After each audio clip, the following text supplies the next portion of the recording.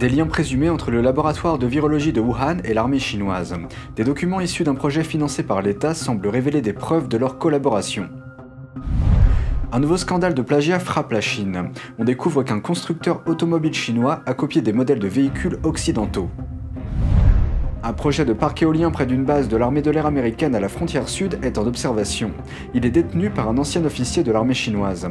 Mais un nouveau projet de loi au Texas est en contradiction avec ce contexte. Et une immigrée de Hong Kong raconte le harcèlement de la Chine communiste à son encontre. Depuis qu'elle s'est enfuie au Canada, elle reçoit des appels et des emails visant à la localiser.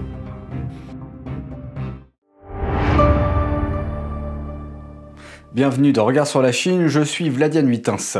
L'Institut de virologie de Wuhan aurait collaboré avec l'Armée populaire de libération du régime chinois ou APL dans le cadre d'un vaste projet d'enquête sur les virus animaux, notamment ceux des chauves-souris. Des documents de la Fondation nationale des sciences naturelles de Chine montrent que le projet dirigé par l'État a débuté en 2012. Le journal britannique Daily Mail a été le premier à obtenir ces documents dimanche dernier. Le projet visait à découvrir de nouveaux virus susceptibles d'infecter les humains et à étudier leur évolution. Le projet compte 5 chefs d'équipe dont She Jiangli. Elle est également connue sous le nom de Batwoman en raison de son domaine d'étude. Un autre chef d'équipe est un officier supérieur de l'APL et expert en bioterrorisme, Zhao Wuchun. Il est également le directeur du comité d'experts en biosécurité militaire.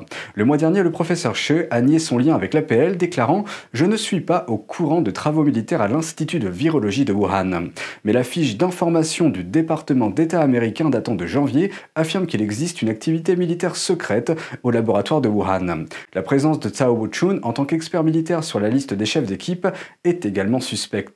Il figure dans les rapports de projet en tant que chercheur, travaillant en étroite collaboration avec d'autres scientifiques militaires et il siège également au conseil consultatif de l'Institut de virologie de Wuhan selon le Daily Mail.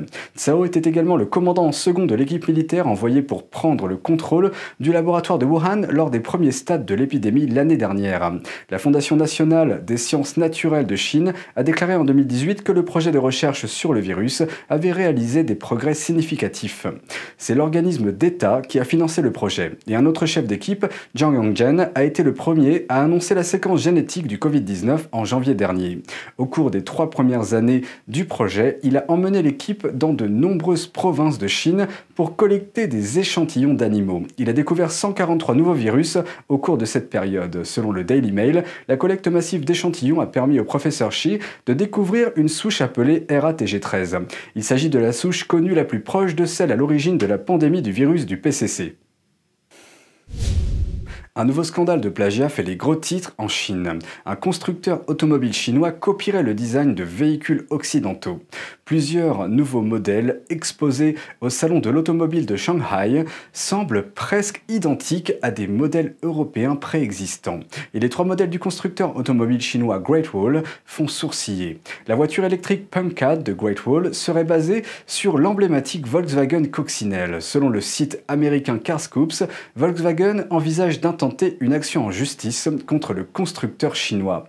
L'entreprise allemande a cessé de fabriquer le modèle coccinelle depuis 2019, mais elle en détient toujours les droits de conception. La nouvelle marque de Volkswagen, e-Beetle, suggère que la légendaire coccinelle pourrait faire son retour sous forme de voiture électrique. La coccinelle de Volkswagen n'est pas le seul modèle de voiture occidentale en cours de réplication. Porsche et Rolls-Royce sont dans une situation similaire. Comparons le SUV de Rolls-Royce avec le tank 800 de Great Wall. Ensuite, la berline de Porsche avec le Lightning Cat de Great Wall. Great Wall n'est pas la première entreprise chinoise à faire l'objet d'un examen minutieux. Au fil des ans, les consommateurs ont remarqué des clones chinois de nombreux véhicules occidentaux. Notamment la Mercedes-Benz classe G à 4 temps contre la BJ80C fabriquée en Chine, le Macan de Porsche contre le Zotier SR9 fabriqué en Chine, la Rolls-Royce Phantom contre la Geely GE Limo de Chine et le SUV de Range Rover contre le Landwind X7 de Chine, entre autres. Les régimes étrangers hostiles devraient désormais y réfléchir à 2 fois avant de s'en prendre au Texas.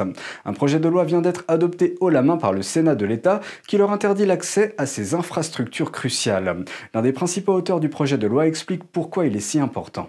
It prohibits countries that are hostile to our nation, specifically China, Russia, Iran, and North Korea, from tying into our critical infrastructure such as our communications, cybersecurity, our electric grid, hazardous waste, and our water supply system. Donna Campbell, sénatrice de l'État du Texas, donne l'exemple d'un projet de parc éolien proposé près d'une base aérienne et de la frontière sud. Le propriétaire chinois à l'origine de cet investissement est un ancien officier de l'armée du régime chinois. Son entreprise a acheté 130 000 acres de terre dans l'ouest du Texas à partir de 2015. What is a Chinese citizen who's a billionaire? What is his interest whenever he's high-ranking member of the Chinese Communist Party? What's his interest in this project?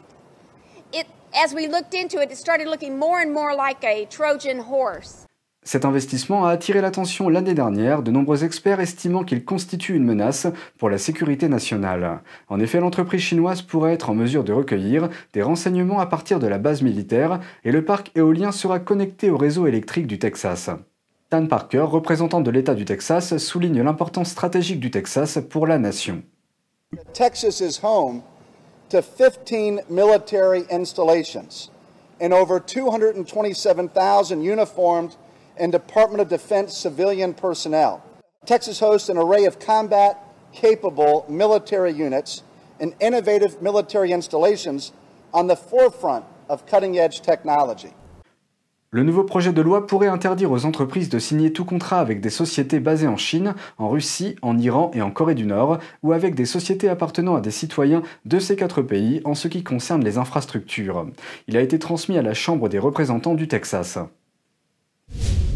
Le harcèlement par téléphone et les emails de traçage font désormais partie intégrante de la vie d'une femme chinoise.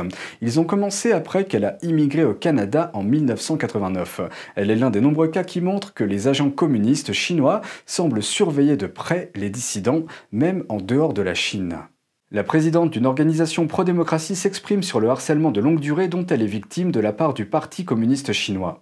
Gloria Fung est la présidente de Canada Hong Kong Link, une organisation à but non lucratif basée au Canada qui s'efforce d'obtenir le soutien du public pour la démocratie à Hong Kong.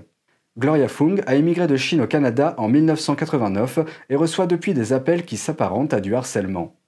Elle a été témoin du massacre de la place Tiananmen en 1989, lorsque les troupes chinoises ont ouvert le feu sur des étudiants manifestants non armés à Pékin. Ceux-ci s'étaient rassemblés pour demander la démocratie et un meilleur accès à l'éducation. Après avoir assisté au déroulement de l'événement, Fung a commencé à exprimer publiquement des critiques au sujet du régime communiste. Elle a déclaré à NTD que l'infiltration et l'ingérence du régime chinois au Canada sont constantes.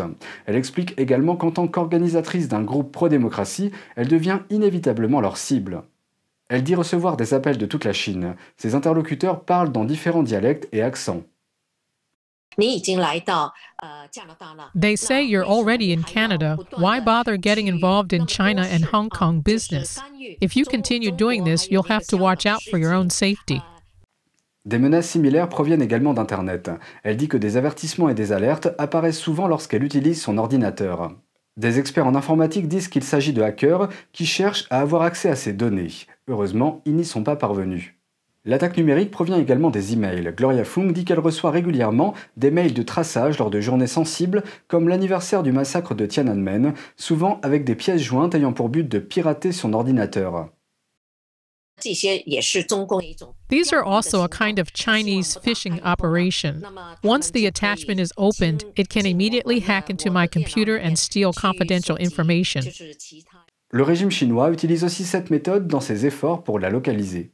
Fung raconte qu'après avoir pris la parole lors d'un événement médiatique international en 2019, elle a reçu un courriel qui se présentait comme une demande d'aide.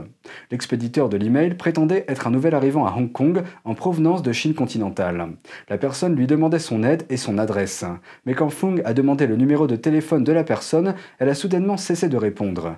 Une semaine plus tard, elle a reçu une autre série d'emails de ce type. Actually, I know these are mostly tricks from the National Security Department. Maybe they want to kidnap me, but don't know where I am. If I told them, I probably would have disappeared in Hong Kong. Fung dit que ces situations menaçant la vie des personnes sont courantes de la part des organisateurs pro-démocratie. Elle ajoute qu'ils les traitent toujours avec prudence.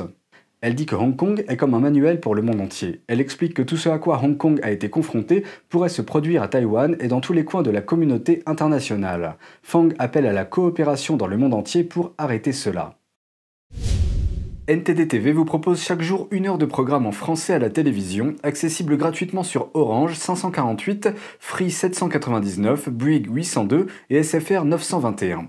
Première diffusion à 20h et rediffusion le lendemain à 13h. Vous pouvez aussi regarder nos vidéos sur le site ntdtv.fr et la plateforme ntdtv.fr YouMaker. C'est tout pour aujourd'hui, merci d'avoir suivi Regard sur la Chine. Nous disposons d'une nouvelle chaîne YouTube sur internet, NTD Actualité. Je vous invite à vous y abonner pour regarder les news. On se retrouve demain pour une nouvelle émission, prenez soin de vous et à bientôt.